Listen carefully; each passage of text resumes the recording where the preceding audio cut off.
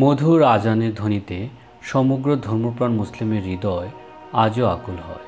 যে মানুষটি সর্বপ্রথম এই পবিত্র আজান কণ্ঠে ধারণ করেছিলেন তার নাম হযরত বিলাল রাদিয়াল্লাহু তাআলা আনহু। তিনি ছিলেন ইসলামের প্রথম মুয়াজ্জিন। আজ আমরা তার জীবন কাহিনী জানব। ইসলামের জন্য আমৃত্যু লড়াই করে যাওয়া এক ত্যাগী ও সাহসী যোদ্ধার কথা। হযরত বিলাল ইবনে রাবাহ ছিলেন কুরাইশ বংশের শীর্ষস্থানীয় নেতা উমাইয়া ইবনে খালফের কৃতদাস। এই কৃতদাস বিলালের পিতা রাবাহ ছিলেন আফ্রিকার আবিসিনিয়া বা বর্তমান ইথিওপিয়া রাষ্ট্রের বংশোদ্ভূত আরবের কৃতদাস। তবে তার মাতা হামামা ছিলেন একজন আবিসিনীয় রাজকুমারী, যাকে আমল ফিলের ঘটনার সময় আটক করে দাসী হিসেবে রাখা হয়। শেষ নবী হযরত মুহাম্মদ সাল্লাল্লাহু আলাইহি ওয়াসাল্লাম জন্মগ্রহণ করেছিলেন 570 খ্রিস্টাব্দে। সে বছরই আবিসিনিয়ার বাদশাহ আব্রাহা তার বিরাট হস্তি বাহিনী নিয়ে পবিত্র মক্কা নগরী আক্রমণ করে। আর সেই আক্রমণ প্রতিহত করার জন্য আরবদের সামরিক শক্তি বা লস্কর বাহিনী ছিল না। হস্তি বাহিনীর ভয়ে আরবরা আতঙ্কিত হলেও আল্লাহর ঘর রক্ষা করার ব্যবস্থা করলেন আল্লাহ নিজেই। হস্তি বাহিনী সহ আব্রাহা পরাস্ত হল। এই ঘটনার কথা মুসলমানদের পবিত্র ধর্মগ্রন্থ কোরআন শরীফে সূরা ফিলে উল্লেখ করা আছে। আরবি ফিল শব্দের বাংলা অর্থ হাতি। যুদ্ধে পরাজিত হয়ে আব্রাহার সমস্ত বাহিনী পালিয়ে গেল। যারা পালাতে পারল না তারা আরবদের হাতে বন্দী হলো। এই বন্দীদেরই একজন ছিলেন বিলাল রাদিয়াল্লাহের মা হামামা। হামামা ছিলেন স্বয়ং বাদশাহ আব্রাহার ভাতিজি, কিন্তু ভাগ্যের ফেরে হলেন দাসী। সম্ভ্রান্ত কুরাইশ বংশের এক ব্যক্তি খলফের ঘরে তার স্থান হলো বাদী হিসেবে। সেখানেই আবিসিনিয়ার আরেক দাস রাবাহ কাজ করত। তাদের বিয়ে হয় এবং তাদের ঘরেই জন্ম নেন ইসলামের একনিষ্ঠ কাণ্ডারী হযরত বিলাল রাদিয়াল্লাহু তাআলা আনহু। হযরত বিলাল রাদিয়াল্লাহের চেহারা মোবারকের যে বর্ণনা বিভিন্ন বই পুস্তকে লিপিবদ্ধ রয়েছে তা থেকে জানা যায় একজন আফ্রো আরব হিসেবে তার গায়ের রং ছিল কালো, দেহের গঠন ছিল লম্বা, মাথায় ছিল ঘন কালো চুল। মহানবী হযরত মুহাম্মদ সাল্লাল্লাহু আলাইহি সাল্লাম প্রকাশ্যে ইসলাম প্রচার করার আগে হাতে গোনা যে কয়জন সাহাবী ছিলেন তাদের মাঝে একজন হলেন বিলাল রাদিয়াল্লাহ। তিনি গোপনে ইসলামের পতাকা তুলে আসার পর একদিন তার মুনিব উমাইয়া বংশের নেতাদের উপস্থিতিতে হযরত আম্মার রাদিয়াল্লাহকে চাপ দিতে থাকেন মুহাম্মদের সঙ্গ ত্যাগ করতে। তারা বলতে থাকে, মুহাম্মদ লিখতে জানে না, পড়তে জানে না, তার কথায় আমরা 300 মূর্তি ভেঙে ফেলবো যারা আমাদের রিজিক দেন। আরবের অসংখ্য লোক যাদেরকে পুজো দিতে আসেন আর আমাদের কাছ থেকে মূর্তি কেনেন, লাত আর উজ্জার মূর্তি ছেড়ে আমরা অদৃশ্য আল্লাহর উপাসনা করব। তারপর তার হাত পা বেঁধে বিলালকে বলল চাবুক মারতে। বিলাল নিশ্চুপ হয়ে দাঁড়িয়ে থাকলে উমাইয়া বুঝতে বাকি রইল না যে সেও মুহাম্মদের অনুসারী হয়ে গিয়েছে। আর তখন বলতে লাগলো, মুহাম্মদ এসব কি ধর্ম প্রচার করছে যেখানে চাকর মুনিবের হুকুম পালন করে না, একসাথে বসে খায়, একসাথে বসে ইবাদত বন্দিগি করে। তারপর বিলালকেও বন্দি করে আর অমানসিক নির্যাতন করা শুরু করে। এই খবর নবী মুহাম্মদের কাছে পৌঁছালে তিনি বিলালের মুক্তির জন্য খুবই উদ্গ্রীব হয়ে ওঠেন। হযরত বিলালের জন্য নবীজির বেকুলতা দেখে হযরত আবু বকর রাদিয়াল্লাহু সিদ্ধান্ত নিলেন যে কোনো মূল্যে তিনি বিলালকে মুক্ত করে আনবেন। তারপর টাকা কড়ি ও স্বর্ণ মুদ্রা জোগাড় করা শুরু করতে দেখে রাসূল সাল্লাল্লাহু আলাইহি সাল্লাম কিছু মুদ্রা দিয়ে বললেন, আবু বকর তোমার সাথে আমাকেও শরীক রেখো। তারপর বিলালকে মুক্ত করতে গেলে উমাইয়া প্রথমে রাজি হয়নি। বলে, আমাদের শরীয়তে এই নিয়ম নেই শাস্তি চলাকালীন কোনো দাস দাসীকে টাকার বিনিময়ে মুক্ত করে দেয়া। চাবুকের আঘাতে রক্তাক্ত করেও ক্ষান্ত হতো না। তপ্ত রোদে বিলালকে সূর্যমুখী করে শুয়ে রেখে বুকের উপর পাথর চাপা দিয়ে রাখত। বিলালকে যতই কষ্ট দিত আর চাপ দিত মূর্তি পূজারীদের ধর্মে ফিরে যেতে, ততই তিনি আহাদ আহাদ করতেন। কয়েকদিন পর হঠাৎ উমাইয়া বলল, এবার নিয়ে যাও, ওর আর দরকার নেই। তারপর বিলালকে উদ্ধার করে আনার পর প্রায় 1 সপ্তাহ তিনি মুমূর্ষু অবস্থায় ছিলেন। হযরত বিলাল আর মহানবীর মাঝে যে কি চলতো তা সাধারণের পক্ষে বোঝা ছিল দায়। কারণ মহানবী যখন কথা বলতেন তখন হঠাৎ বিলাল আসলে উনি চুপ হয়ে বিলালের দিকে তাকিয়ে থাকতেন। আর বিলাল জ্ঞান পিপাসু শ্রোতার মতো অপেক্ষা করতেন নবীজি কখন কথা বলা শুরু করবেন। নবীজি যখন তার সাহাবাদেরকে আবিসিনিয়া ও ইয়াসরিফের দিকে হিজরত করতে বলতেন তখন নামের তালিকার সবাই গেলেও হযরত বিলাল হিজরতে না গিয়ে চাইতেন নবীজির সংস্পর্শে থাকতে। এক সময় নবীজি যখন ভাবলেন এখন তারও ইয়াসরিফ তথা মদিনার উদ্দেশ্যে হিজরত করা দরকার, তখন শুধু হযরত আলী ও আবু বকর রাদিয়াল্লাহু ছাড়া বাকি সবাইকে মক্কা থেকে নির্দেশ দিলে হযরত বিলালও মদিনায় চলে যান হিজরতে।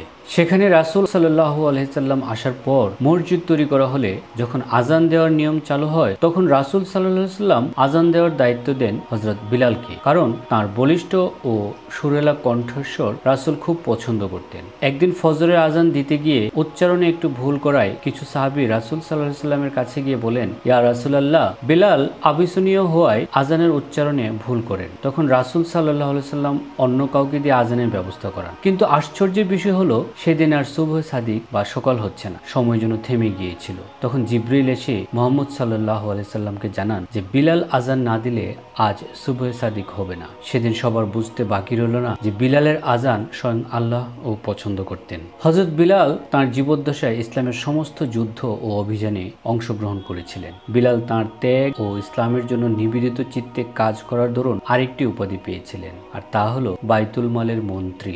এই ক্ষমতায় বিলাল বিধবা, এতিম, পথযাত্রী এবং অন্যান্য যারা নিজেদের ভরণ পোষণ করতে পারে না তাদের মধ্যে তহবিল বিতরণ করতেন। তার বৈবাহিক জীবন নিয়ে একটি অলৌকিক ঘটনার প্রচার রয়েছে, আর তা হলো একদিন রাসূল সাল্লাল্লাহু আলাইহি সাল্লাম স্বপ্নে দেখেন আর এক সপ্তাহ পরেই হযরত বিলালের মৃত্যু, কিন্তু তখনও বিলাল অবিবাহিত। এই স্বপ্ন দেখে রাসূল সাল্লাল্লাহু আলাইহি সাল্লাম অত্যন্ত চিন্তিত হয়ে পড়লেন। ওনাকে চিন্তিত দেখে হযরত উমর ও আলী রাদিয়াল্লাহু এগিয়ে এসে জিজ্ঞেস করতেই তিনি তাদেরকে হযরত বিলালের জন্য পাত্রীর সন্ধান করতে বেরিয়ে যেতে বললেন, আর এও বললেন পাত্রী পরিবারকে যেন সব খুলে বলা হয়। এরপর তারা দুজন অনেক খোঁজাখুঁজি করে শেষে জঙ্গলে এক কাঠুরিয়ার কাছে গিয়ে জিজ্ঞেস করলো যে আপনার মেয়েকে ইসলামের প্রথম মুয়াজ্জিন হযরত বিলালের কাছে বিয়ে দিবেন কিনা। কাঠুরিয়া প্রথমে ইসলামের দুই খলিফার প্রস্তাবে রাজি হলেও পরে বিস্তারিত শুনে বললেন, পাত্রের আয়ু মাত্র 1 সপ্তাহ, আমি জেনে শুনে এমন কাজ করতে পারি না। এই কথা শুনে দুই খলিফা যখন চলে আসতে লাগলেন তখন কাঠুরিয়ার মেয়ে দূর থেকে কিছুটা অবলোকন করে কাছে এসে বাবাকে জিজ্ঞেস করে বিস্তারিত শুনে উনি মত দেন যে আমি এই বিয়েতে রাজি। মেয়ের মুখে এই কথা শুনে কাঠুরিয়া হতবাক হয়ে গেলেন। তখন মেয়ে তার বাবাকে বললেন, বাবা, জীবিত অবস্থায় বেহেশতের সুসংবাদ প্রাপ্ত জান্নাতের নবীজি যার পদধ্বনি শুনতে পেয়েছেন তার মতো পাত্রকে স্বামী হিসেবে একদিনের জন্য পেলেও আমি এই প্রস্তাব ফিরিয়ে দিতে চাই না। মেয়ের মুখে এই কথা শুনে কাঠুরিয়া দৌড়ে গিয়ে খলিফাকে ফিরিয়ে আনলেন আর বললেন, আমার মেয়ে রাজি, কারণ আমি না জানলেও আমার মেয়ে জানে ইসলামের বিশিষ্ট সাহাবা হযরত বিলালের মর্যাদা সম্পর্কে। তারপর স্বয়ং রাসূল সাল্লাল্লাহু আলাইহি ওয়াসাল্লামের উপস্থিতিতে বিয়ে সম্পূর্ণ হলো। তারা ঘর সংসার শুরু করলো। বিয়ের 6ষ্ঠ দিন অতিবাহিত হলে বিলালের চোখে চিন্তার ভাঁজ দেখে স্ত্রী অশ্রুসিক্ত নয়নে আল্লাহর কাছে ফরিয়াদ রাখছিলেন স্বামীর হায়াত বৃদ্ধির জন্য। পরদিন সকালে নাস্তার জন্য কিছু রুটি বানালে হঠাৎ এক ফকির এসে হাজির হয়ে রুটি চেয়ে বসলো। বিলালের স্ত্রী নিরুপায় হয়ে ফকিরকে রুটি দিলে সে অত্যন্ত খুশি হয়ে খেতে থাকে, আর তখনই আল্লাহর হুকুমে আজরাইল আসে এবং ঘরের চৌখাটে বসে পাগল নাস্তা করছে বিধায় তিনি বিলালের জান কবজ করার জন্য ঘরে প্রবেশ করতে পারছিলেন না। বারবার ঢুকতে গেলে পাগল বাধা সৃষ্টি করলে আজরাইল বলেন, আমি আল্লাহর হুকুমে বিলালের জান কবজ করতে এসেছি। তখন পাগল বলেন, আমি বিলালের স্ত্রীর দেওয়া রুটি খেয়ে খুব খুশি হয়ে দোয়া করছি, আল্লাহ যেন বিলালকে আরো 70 মাস হায়াত বাড়িয়ে দেন। এই কথা শুনে আজরাইল বলেন, না, হবে না, আমাকে আমার কাজ করতে দিন। তখন পাগল রাগান্বিত হয়ে বলেন, তাহলে আরো 70 মাস বাড়িয়ে দোয়া চাইলাম, এবার যাও। তিনি আল্লাহর কাছে ফিরে গিয়ে ঘটনা খুলে বলেন। তখন আল্লাহ আজরাইলকে বললেন, উনি আমার পাগল যার নাম ওয়াইস আল কারনি। ওয়াইস আল কারনি আমার কাছে সন্তুষ্ট চিত্তে একটি দোয়ার আর্জি রেখেছেন, আমি তা কবুল করেছি।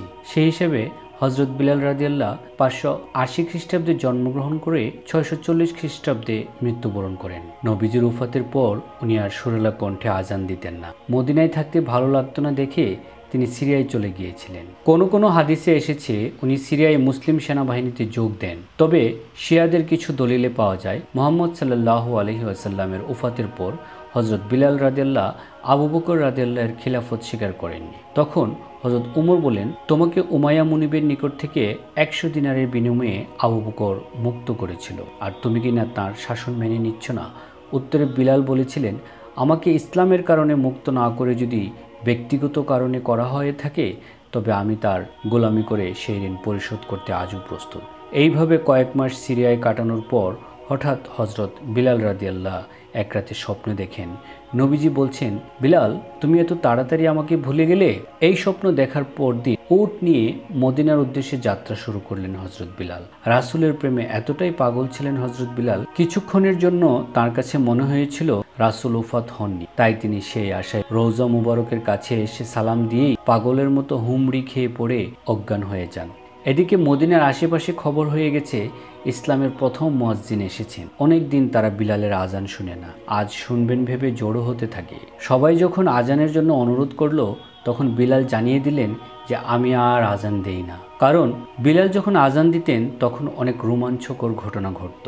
উনি আজানের সময় আশহাদু আন্না মুহাম্মাদুর রাসূলুল্লাহ বলে মোহাম্মদকে দেখতেন আর মোহাম্মদ মুচকে হাসতেন। এখন আর তা সম্ভব নয়। বিলাল আজান দিচ্ছেন না দেখে উপস্থিত জনতা বুদ্ধি আটল যে তারা নবীজির নয়নমণি হযরত আলী ও মা ফাতেমার দুই শাহজাদা হাসান ও হুসেনকে দিয়ে অনুরোধ করালে বিলাল আর নাকচ করতে পারবে না। তারপর তারা দুই শাহজাদাকে নিয়ে এসে তাদেরকে দিয়ে অনুরোধ করালে হযরত বিলাল আজান শুরু করে। কিন্তু এতটাই গভীর ভাব গাম্ভীর্যের সাথে আজান দিচ্ছিলেন যে আশহাদু আন্না মুহাম্মাদুর রাসূলুল্লাহ বলার সময় রাসূলকে দেখতে না পেয়ে উনি মিম্বর থেকে পড়ে গিয়ে অজ্ঞান হয়ে গিয়েছিলেন। তারপর তিনি আবার সিরিয়ায় চলে যান এবং সেখানেই শেষ জীবন অতিবাহিত করেন। দামেস্কে ও জর্ডানে দুটি কবরস্থানে তাঁর কবর রয়েছে। ইসলামের অনেক সাহাবী ও অলিয়া উলিয়া কেরামের এমন একাধিক জায়গায় এক ব্যক্তির কবর থাকার কথা শোনা যায় বিভিন্ন কারণে। ও গো মুমিন মুসলমান, ও গো মুমিন মুসলমান, দিল মসজিদে শোনা যায় রে বিলালের আজান। দিল মসজিদে শোনা যায় রে বিলালের আজান। ফাতেমা বলে বিলালে রে আজান দাও না মিনারেতে। ফাতেমা বলে বিলালে রে আজান দাও না মিনারেতে। তোমার আজান ভালোবাসে আমার আব্বাজান। দিল মসজিদে শোনা যায় রে বিলালের আজান।